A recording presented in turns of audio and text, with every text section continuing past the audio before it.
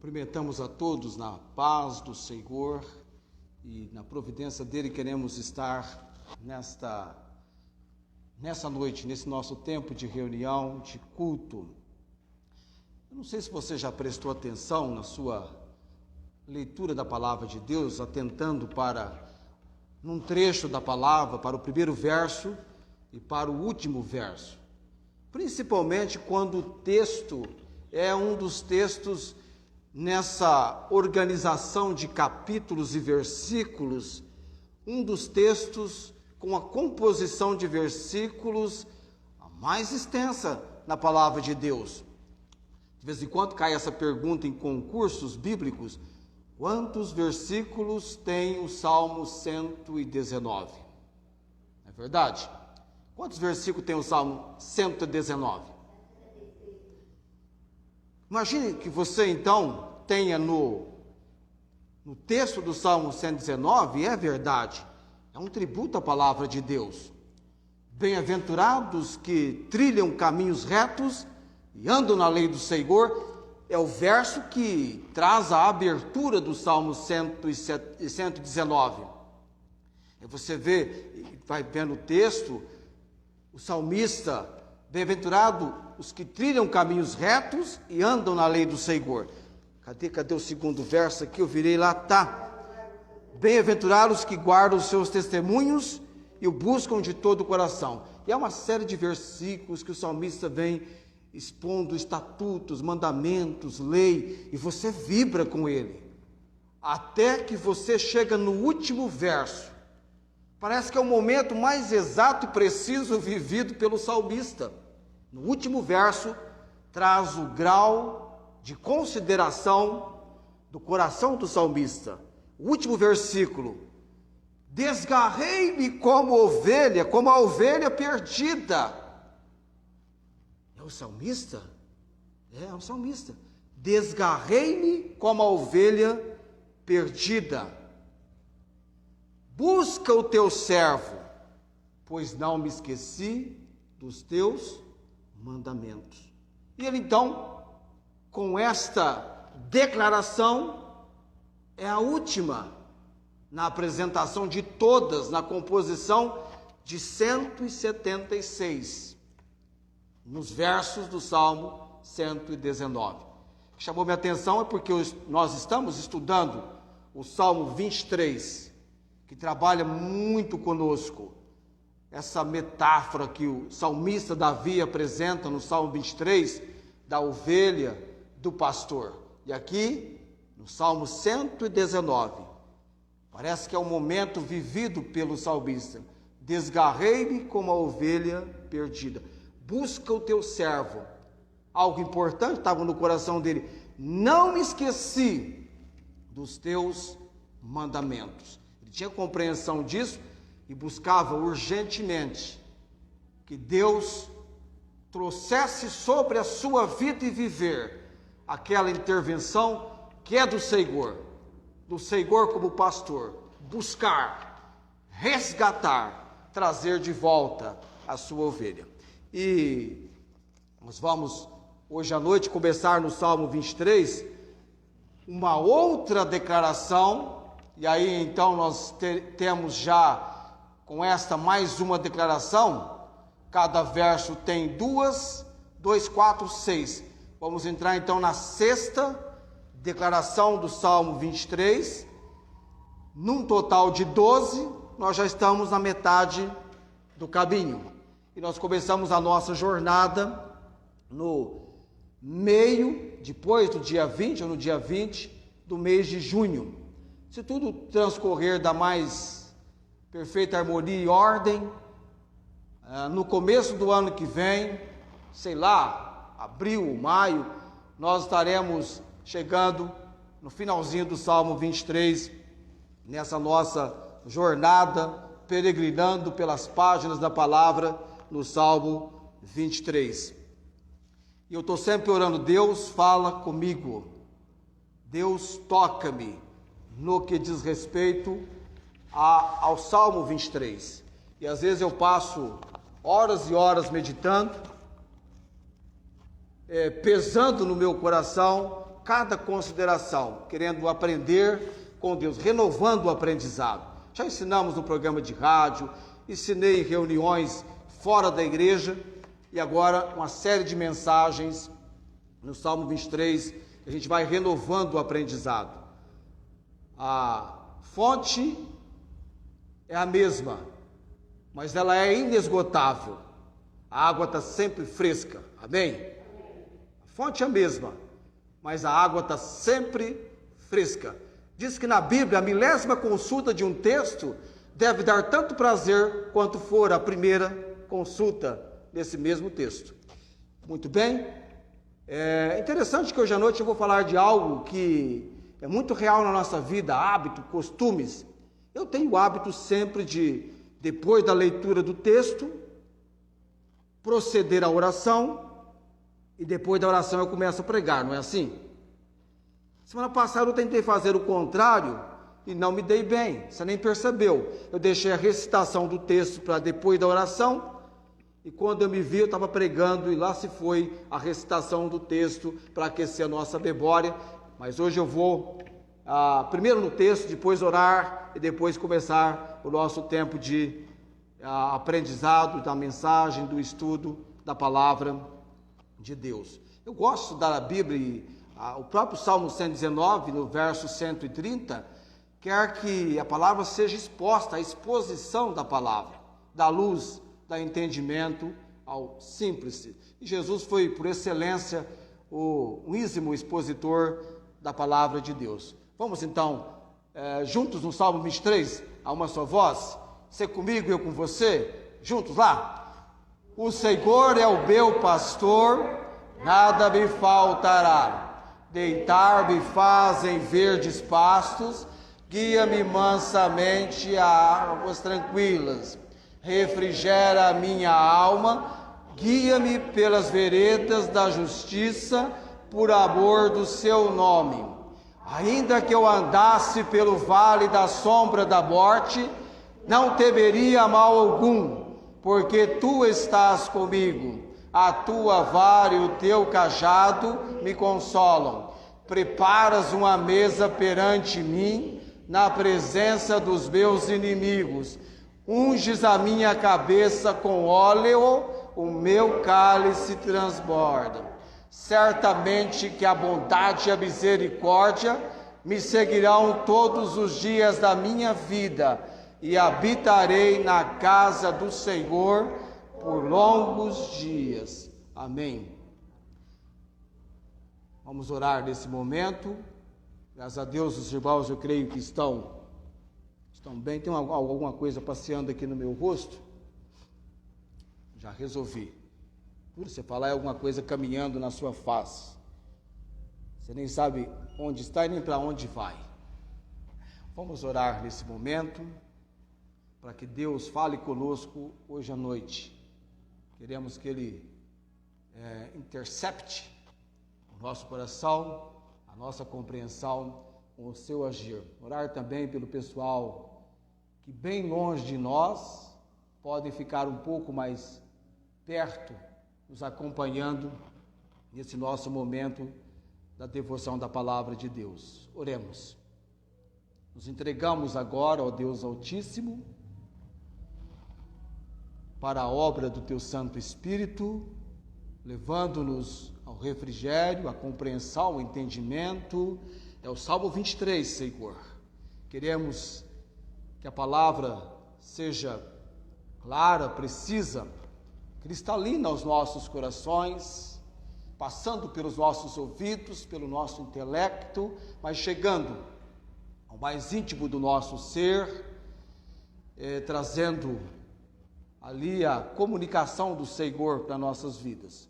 O Senhor fala, sabemos que o Senhor fala, pela palavra do Senhor, palavra viva, eficaz, que produz os seus efeitos na vida daquele que se entrega para da palavra ter o agir do Senhor. Ser conosco aqui, ó Deus, e com aqueles que, não podendo estar conosco, pela transmissão podem nos acompanhar. Abençoa, Deus, lá em Ribeirão Preto, lar da irmã Maria Inês Gonçalves Dias, sua família. Logo em breve, o Senhor nos dando a graça, queremos estar recreando com essa família nos tempos das comemorações de final de ano. Oramos, Pai, pela Tua providência, direção e obras sobre todas as coisas. Usa-me, ó Deus, nessa noite. Oramos com gratidão no nome de Jesus. Amém.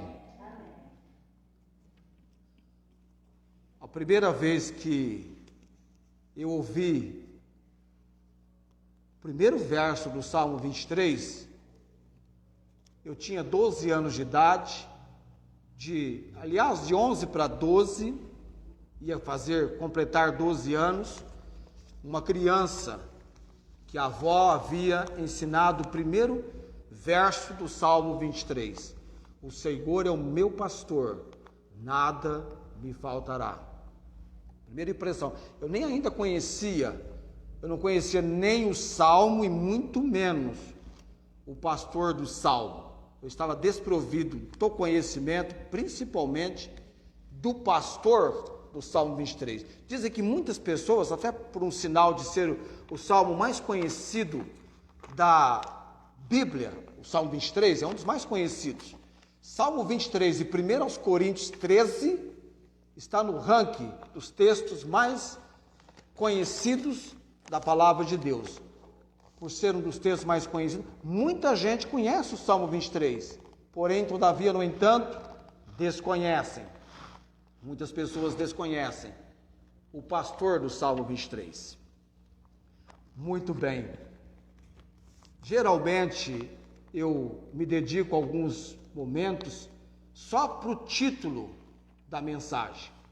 A última coisa que vem para a mensagem, o Felipe sabe disso, estudando conosco, a última coisa que damos para uma mensagem é o título. E às vezes é 1, 2, 3, 4 dias, eu olho para o versículo de todos os ângulos possíveis para estabelecermos um título que vem de encontro e oramos para isso. Senhor, título para o Salmo que vamos agora entrar, o versículo 3, segunda declaração do verso 3, guia-me pelas veredas da justiça por amor do seu nome. Já da primeira declaração, qual que é a primeira declaração do Salmo 23? O Senhor, essa é a primeira declaração, aqui abre o Salmo. Se o Senhor é o meu pastor, é o pastor de alguém do Salmo 23. Quem escreveu o Salmo 23 foi? Davi escreve o Salmo 23, de que perspectiva, de que ponto de vista? Como ovelha ou como pastor? Como ovelha, aos cuidados do bom pastor, do pastor que é o pastor dele, é o meu pastor. E ele é a ovelha do Senhor do Salmo 23. Eu quero crer que você também seja ovelha do Senhor do Salmo 23, porque você e eu, sendo ovelhas do Senhor do Salmo 23, você e eu, no Salmo 23, tudo quanto o Salmo 23 tem no seu teor e grau de compreensão do texto apresentado pelo salmista, na inspiração de Deus, diz respeito não apenas ao salmista, mas também a cada ovelha. A Maria Júlia, Tiana, Fátima, Felipe, Rafael, nosso povo aqui. E para ser ovelha do Senhor do Salmo 23, é preciso que tal pessoa conheça o Senhor do Salmo 23. Conheça aquele que declarou, eu sou o bom pastor, que dá a sua vida pelas suas ovelhas. É preciso entender que tal pessoa, para ser ovelha do Senhor do Salmo 23, tem que ser encontrada. De ovelha perdida a salva. Eu estava perdido, mas ouvi do Evangelho de Jesus Cristo, as boas novas de salvação, que eu precisava de Jesus como meu Senhor e Salvador. No Salmo 23, a ideia de dono, aquele a quem eu pertenço. Eu tenho um Senhor, um dono, um administrador, alguém que cuida de mim. Você viu lá no Salmo 119, no verso 176, o clamor de socorro do salmista? Ele tinha consciência, desgarrei-me como a ovelha perdida, busca o teu servo. Ele não diz eu estou voltando para o Senhor, diz Busca, Senhor, o teu servo, pois não me esqueci dos teus mandamentos. E Deus não brinca de pique, esconde, além de revelar a sua vontade, Ele é socorro bem presente na angústia. É verdade. Jamais você vai clamar ao Senhor e vai ficar sem resposta. Deus tem uma resposta. Clama a mim, e ouvir-te-ei, e anunciar-te-ei coisas grandes e que não sabes. Nada me faltará, sendo eu ovelha do Senhor, do Salmo 23, nada me faltará, diz respeito às provisões do Senhor, não só na área material, mas onde há a presença dEle, aquilo de que Ele realmente tem por mim, para suprir como necessidade daquilo que eu preciso. E aí o salmista começa a mostrar: o nada me faltará, não me faltará descanso, Ele me faz repousar em pastos verdejantes. Entendemos sobre isto nos aspectos que são necessários, a condição necessária para que a ovelha repouse.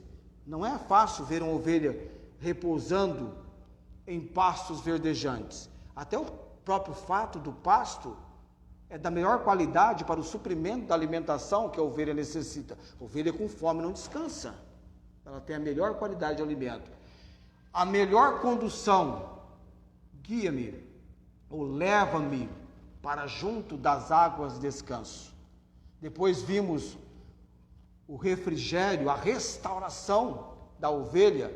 E você entendeu no terreno da ovinocultura, este refrigera-me a alma, ovelha batida, quando a ovelha, buscando deitar-se, ela tem um deslocamento do seu centro de gravidade, ela vira e não consegue se desvirar. Ela necessita de que o pastor providencie a sua restauração, o seu refrigério. E isso acontece na ação, no agir do pastor.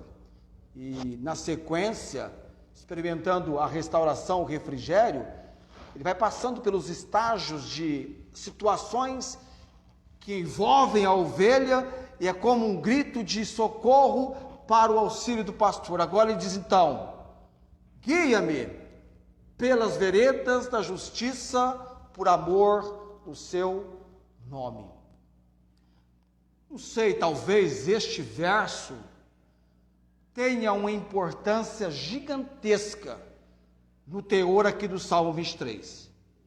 Quando você analisa este verso dentro do aspecto da criação de ovelhas, da ovinocultura, é muito importante o que nós vamos estudar agora no verso 3, na segunda declaração. Quando eu começar a tratar do assunto, talvez a Maria Júlia, que está fazendo veterinária, tenha ouvido algo já neste aspecto, não sei, mas talvez ela tenha ouvido algo neste aspecto. Tem algumas regiões do Brasil, tem algumas regiões do mundo, alguns países do mundo, que você vai entender, por causa da negligência dessa segunda declaração do verso 3, guia-me pelas veredas da justiça por amor do seu nome, o que é de tão ruim, de tão mal, aconteceu em alguns países, por causa dessa falta de direção exata para as ovelhas. Algo muito ruim aconteceu em alguns países, se eu não me engano, daqui a pouco eu vou mencionar para você esses países, mais ou menos uns 6, para você fazer a sua pesquisa depois. Guia-me pelas veredas da justiça por amor do seu nome. Nosso título para a mensagem, iniciando esta sexta declaração: as veredas da justiça. Veredas da justiça. Já de imediato tome a admoestação: caminhos retos, através dos quais o Senhor, o bom pastor, conduz, dirige o seu rebanho.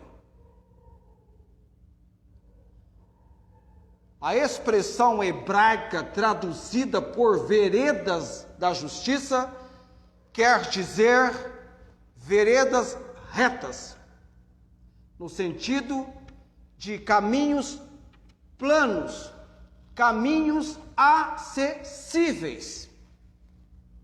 Esta é a ideia que está por detrás de veredas da justiça. Veredas são trilhas, caminhos costumeiros, isto é, estradas percorridas com frequência. Aquelas estradas percorridas frequentemente. Eu vejo aqui no Salmo 23, por vezes, a Bíblia usando veredas como figuras para indicar os caminhos do Senhor trilhados pelo seu povo. Veredas da justiça, caminhos do Senhor trilhados pelo seu povo. A palavra vereda ou veredas aparece por toda a Bíblia.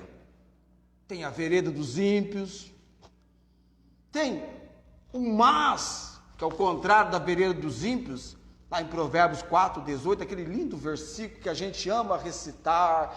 Talvez você nunca tenha lido Provérbios 4:18, mas a vereda dos justos é como a luz da aurora, que vai brilhando mais e mais até ser dia perfeito.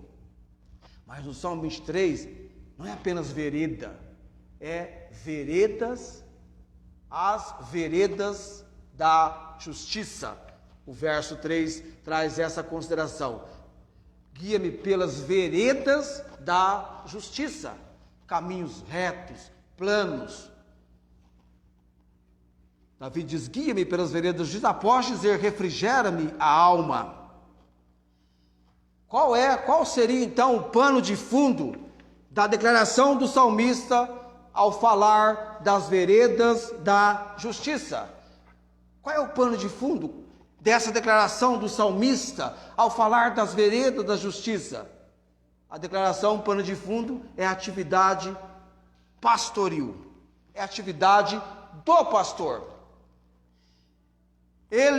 O salmista, aqui no Salmo 23, ele apresenta o cuidado do Senhor para com as suas ovelhas, na figura do pastor que apacenta cuidadosamente o seu rebanho, de modo que nada lhe falte às suas ovelhas. Então você tem um imenso cuidado do Senhor para com o seu povo, e a figura, a metáfora usada, figura de comparação, é a do pastor, que cuidadosamente cuida do seu rebanho, não permitindo que nada falte às suas ovelhas, do modo que nada lhes falte. Esta é a figura. E Deus, Cristo, cuida do seu povo, exatamente como o pastor dirigente cuida, vela, preza pelo seu rebanho. Interessante que a figura do pastor é essencial, indispensável para conduzir o seu rebanho e manter o rebanho nos caminhos corretos, nos quais as ovelhas podem andar com segurança. Já falei para você que ovelha é um animal extremamente dependente. Quando alguém diz para mim que cuidar de animais, lidar com animais, é mais fácil do que lidar com gente, isso não dá certo com a questão das ovelhas. Ovelhas, rebanho, a ovicultura é algo que não é fácil. Criar ovelhas não é fácil. Todas as vezes que eu viajo, indo aqui, principalmente para a região de noroeste do país, aí na Rio Preto, Lins, Araçatuba, na região de Araçatuba, até Araçatuba é conhecida como a terra do boi gordo. Você vê muitos pastos de gado bovino, de rebanho bovino. Eu nunca vi um pasto ovelhas soltas num enorme pasto e ali deixadas o tempo todo sozinhas. Você já viu? Você não vê pasto de ovinos. Aqui em Barretos, todos eles estão confinados e muitas vezes fazem cercado. Você já viu nos filmes? Você está assistindo na televisão, quando o povo de Israel está lidando com ovelhas, muitas vezes você vê cercados, onde eles colocam as ovelhas. Mesmo hoje, na reprodução da ovinocultura daquela época, eles usam cercado, colocam as ovelhas num cercado. Você vai entender ainda um pouquinho sobre isto. Então o salmista, ele trabalha conosco o fato de que o pastor, o Senhor, tem um imenso cuidado pelas suas ovelhas. Eu disse semana passada que Deus, Cristo, não desiste dos seus. Ele está atento e há um cuidado providencial e amoroso do pastor para com o seu rebanho. Agora, entendam, as veredas da justiça destacam enfaticamente a direção e provisão exata para o rebanho. As veredas da justiça destacam enfaticamente a provisão exata, direção e provisão exata para o rebanho. E este aspecto destaca para a nossa compreensão, este aspecto da provisão, direção e provisão exata para o rebanho, tem dois aspectos, aliás, dois fatos deste aspecto de absoluta importância que eu quero destacar com vocês nessa noite. Eu espero conseguir no tempo hábil, porque nós temos ceia daqui a pouquinho. Primeiro aspecto, ovelhas precisam de direção. Ovelhas são como seres humanos, são animais de hábitos. Desse modo, se elas forem deixadas por sua própria conta, veja lá o que vai acontecer quando a ovelha é deixada por sua própria conta. Elas seguem os mesmos caminhos, até que esses caminhos se tornem gastos.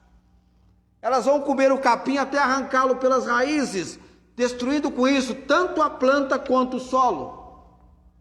E os resultados dessas práticas que são destrutivas, porém, para a ovelha não é destrutivo, é agradável. Faz parte da natureza dela. Come o capim até arrancá-lo pelas raízes, destrói a planta, o solo vai sofrer erosão com aqueles trilhos, aquelas falas enormes que se abrem no solo, por falta dos capins que foram arrancados, e o solo sofrendo erosão vai perder também a fertilidade dele. E se elas não forem conduzidas a pastos diversos, em pouco tempo as ovelhas começarão a caminhar, estar sobre um terreno totalmente infestado de sarna, contaminações, porque elas vão defecando e ficam no mesmo lugar, o tempo todo no mesmo lugar. E Davi tinha isso em mente, quando ele está escrevendo aqui: guia-me pelas veredas da justiça, por amor do seu nome, como parte do nada me faltará do Senhor, do Salmo 23. Guia-me pelas veredas da justiça, por amor do seu nome. O que eu vou dizer para você aqui é real e sério. Extensas áreas de terra em alguns países que eu vou mencionar para você aqui, como por exemplo na Espanha. Extensas áreas de terra na Espanha, na Grécia, na Mesopotâmia, parte norte da África, na parte ocidental dos Estados Unidos, Nova Zelândia e Austrália. Extensas áreas de terra nesses países foram marcadas pela destruição permanente causada por ovelhas. Ovelhas numa má administração, é claro. Ovelhas que foram deixadas ao seu bel prazer nessas terras. Elas acabaram com essas terras, danificaram essas terras. E é interessante notar que, mesmo desejando estar sempre no mesmo lugar, quando elas são conduzidas a pastos novos. É engraçado isso. Os estudos mostram que elas ficam alegres. Hoje as fazendas modernas têm os pastos cercados e as ovelhas são movidas de forma periódica para cada um desses, a troca de pastos. Isso é muito importante. Ovelhas precisam de direção. Deixa elas por conta delas mesmas, elas acabam com o lugar onde estão. Vão passar no mesmo lugar. Elas precisam de direção. E é dito que quando abre as porteiras para elas se deslocarem para um novo pasto, elas saem na maior alegria, no maior contentamento para aquele lugar. Mas por elas mesmas, elas não vão. Querem ficar no mesmo lugar, a mesma rotina de sempre, e não podem. Por isso que Davi diz: guia-me pelas veredas da justiça, por trilhas, por caminhos justos, retos, corretos, para que eu esteja. Eu não sei adequadamente o melhor lugar para estar. No cuidado do Senhor, direção. Agora, eu disse que as veredas da justiça enfaticamente destacam provisão, direção e provisão exata para o rebanho. E dois fatos de absoluta importância. Primeiro, que ovelhas precisam de direção. Agora, seres humanos precisam de direção.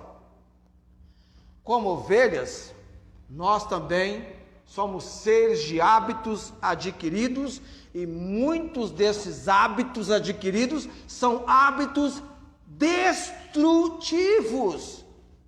Vão destruir.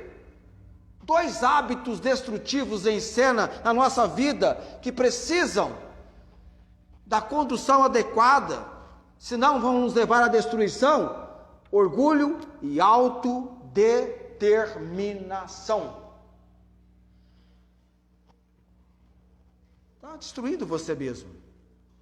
E o incrível é que nos agarramos até mesmo a hábitos que vimos destruir outras pessoas. Olha o que o profeta Isaías escreve lá no texto de Isaías 53:6. Isaías 53:6. Todos nós,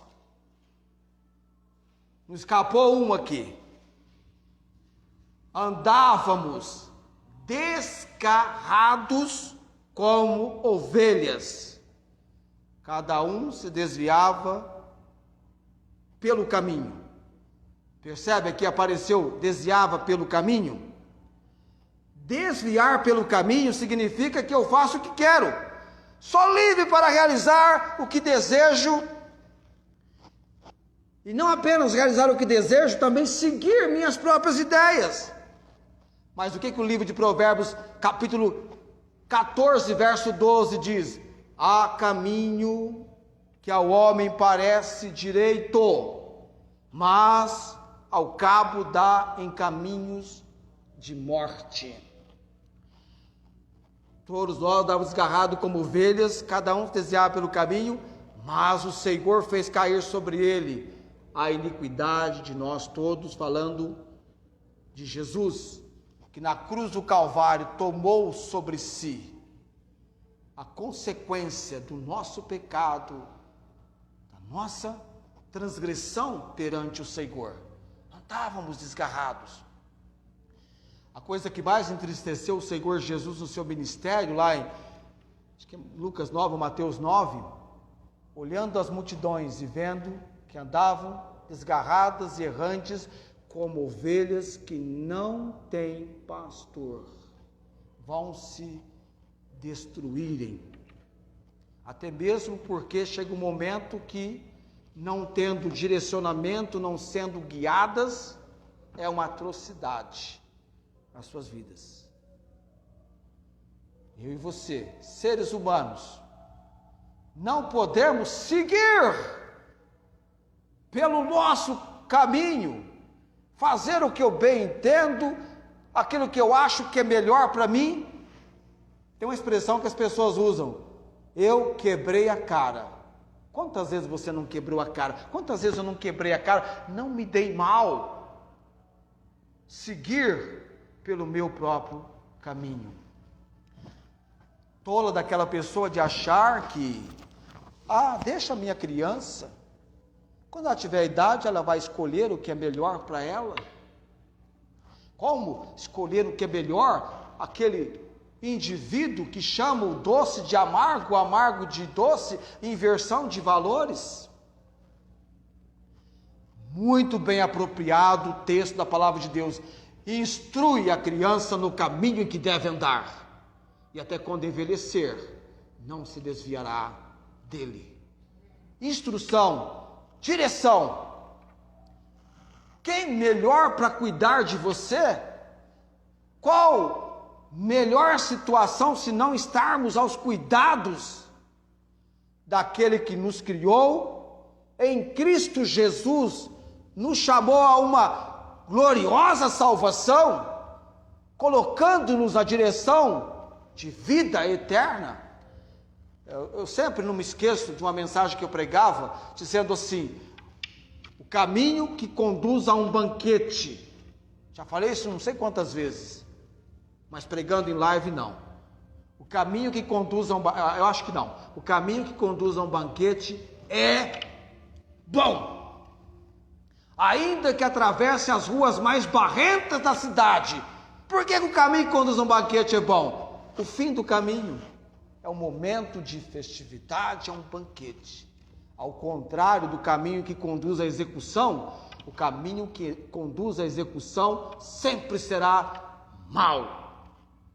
Porque ele está, ainda que atravesse pelas ruas mais bonitas da cidade, ele sempre será um caminho mau.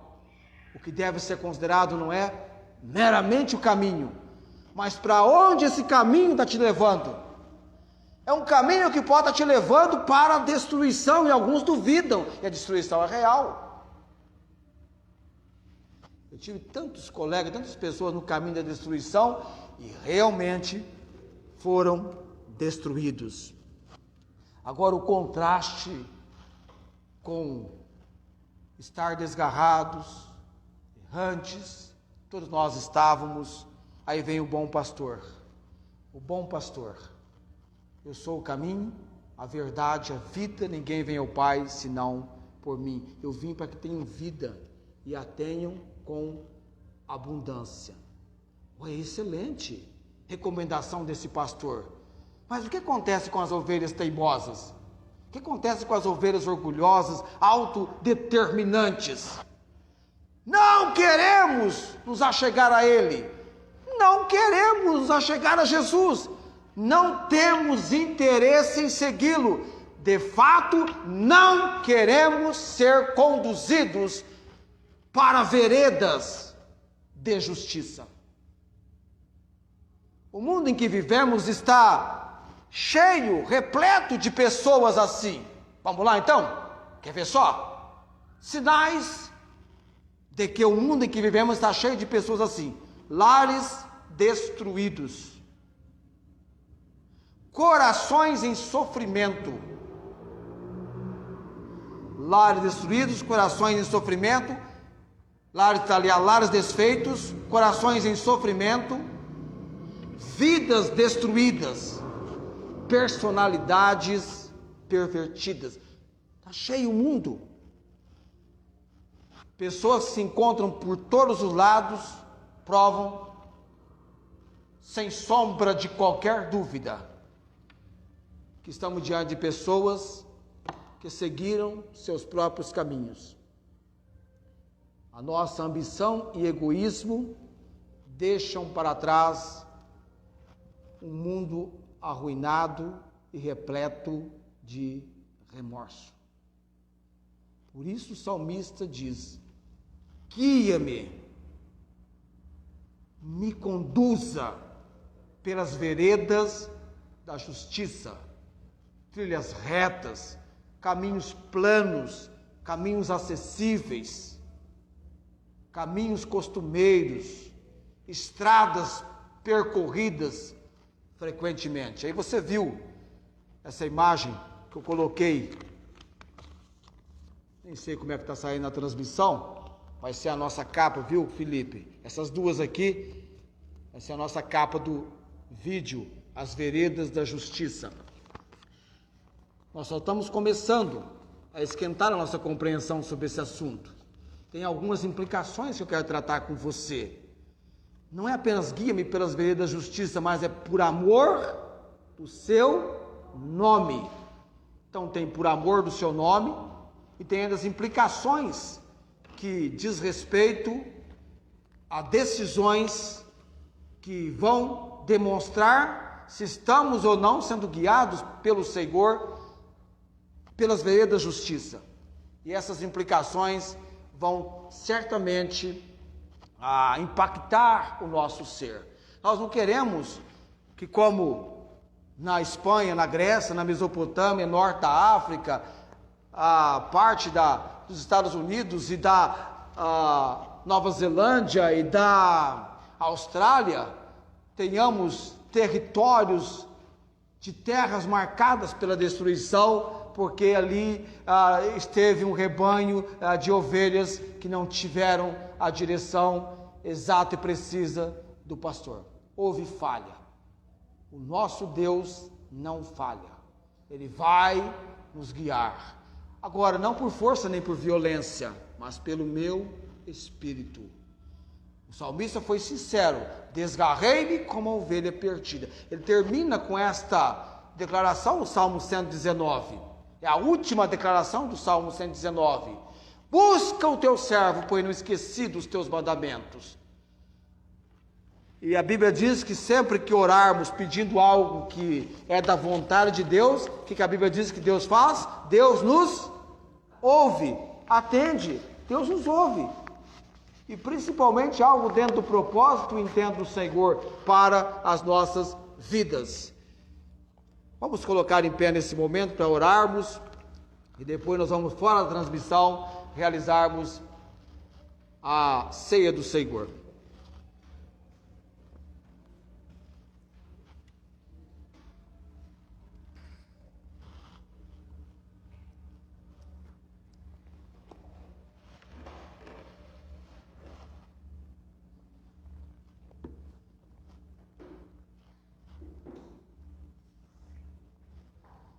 Haja território de pastagem para as ovelhas, tem que mudar constantemente. Falando para o Ernesto, porque o Ernesto vai comprar umas ovelhinhas daqui a um tempo, Maria Júlia é veterinária, aí chama a zootecnia. Já pensou Maria Júlia veterinária e o Ernesto Júnior zootecnista? Tudo a ver, não é, Maria Júlia? Ficaria uma parceria imensa, né? Maria Júlia de veterinária e o Ernesto de zootecnista. Quem sabe, através desses nossos estudos aqui, o Ernesto está no auge dos seus 20 anos? Está com 20 anos aí, uma carreira promissora pela frente. Vai virar zootecnista. Por que você é zootecnista? Salmo 23. Imaginou? Salmo 23. Quem sabe? Já é aí alguma coisa muito atinente para ele. Vamos orar nesse momento. Agradecemos a Deus por cada preciosa vida aqui hoje à noite. Você não veio aqui meramente porque você quis vir, vamos entender, Deus trouxe você. Amém? Deus trouxe você, você foi trazido por Ele, Ele impressionou o seu coração, você foi obediente à impressão dEle. Vamos crer assim. Deus bendito e eterno, obrigado pela palavra de providência do Senhor a cada mensagem do Salmo 23. O Senhor tem sido bondoso para conosco, o Senhor tem me dado uma disposição, um interesse, é um assunto que invade o meu coração. Eu quero aprender, quero do Senhor receber essa compreensão. Sempre estamos renovando o nosso estudo. O Senhor tem aberto portas acessíveis, mas queremos rogar hoje à noite, ó Deus. Tem muitas ovelhas desgarradas, errantes, perdidas, sem o conhecimento do verdadeiro pastor e Senhor para as suas almas, o Senhor Jesus Cristo.